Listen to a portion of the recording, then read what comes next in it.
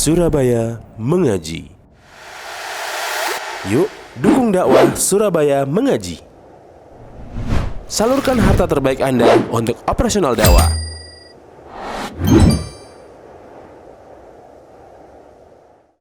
Wakaf dapat terwujud dalam berbagai bentuk dan tujuan.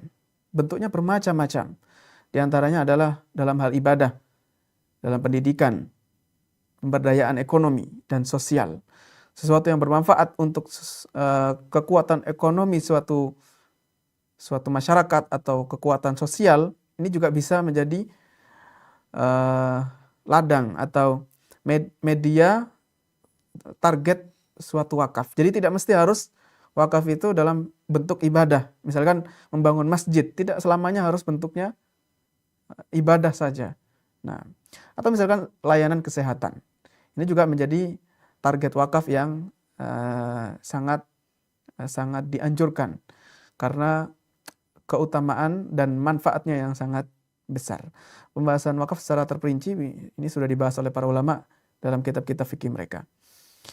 Nah, setelah kita mengetahui keutamaan wakaf dalam hadis dalam pembahasan yang sudah kita sebutkan dalam hadis tadi, yaitu pahalanya terus berjalan, ya, dan itu yang dimaksud dengan sedekah jariyah, maka apa saja amal soleh yang bisa kita lakukan? Ya, sedekah jariyah ini bentuknya apa saja? Sebenarnya sudah dijelaskan dalam hadis oleh Rasulullah SAW bentuk-bentuk contoh-contohnya. Di antaranya adalah hadis yang diriwayatkan oleh Al-Imam Ibnu Majah. Rasulullah SAW bersabda, "Inna mimma yalhaqul mu'mina min amalihi wa hasanatihi ba'da mauti." Di antara ada amalan-amalan dan kebaikan yang mengikuti seorang mukmin setelah meninggal dunia, setelah wafat. Yang pertama adalah ilman 'allamahu wa nasyarah, ilmu yang dia ajarkan dan dia sebarkan. Dia punya ilmu, dia sebarkan. Tidak cukup untuk dirinya sendiri. Ya. Kalau digunakan untuk dirinya sendiri, orang yang ini wafat, ya sudah, pahalanya sudah berhenti. Tidak cukup, tapi dia sebarkan sehingga orang lain pun mendapatkan ilmu tersebut. Nah, dia ajarkan, dia sebarkan. Kalaupun tidak punya murid, dia sebarkan secara umum. Wa waladan shalihan taraka, dan anak soleh yang dia tinggalkan. Anak soleh, ya, dia memiliki anak soleh yang terus memberikan manfaat kepada orang tuanya. Wa mushafan warathahu, dan mushaf yang dia wariskan. Dia membeli mushaf atau dia mencetak mushaf, kemudian dia bagikan, dia wariskan. Ya, diberikan kepada orang-orang yang terus membacanya. Baik diberikan untuk masjid atau untuk halaqah tahfidz, ya, madrasah tahfidz atau yang lainnya. Au masjidan banahu, atau masjid yang dia bangun. Membangun masjid lillahi azza wa jalla.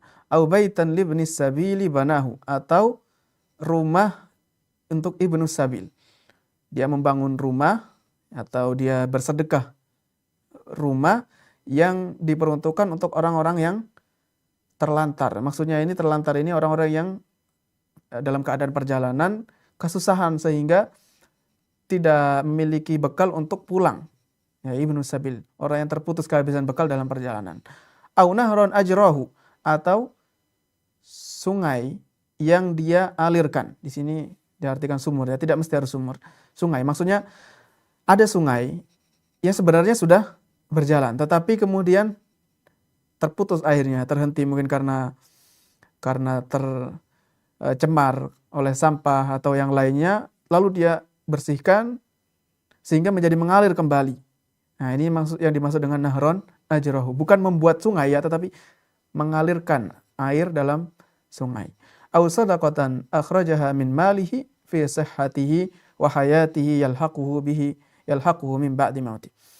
Atau sedekah yang dia keluarkan dari hartanya saat dia sehat dan yang masih hidup, ya, bukan setelah meninggal, bukan berwasiat kalau saya meninggal dunia nanti harta saya kasihkan. Tidak, dia masih hidup, masih sehat, lalu kemudian disedekahkan. Yalhaquhu bihi ba'da mauti, yang terus akan mengikutinya setelah kematiannya. Ya, itu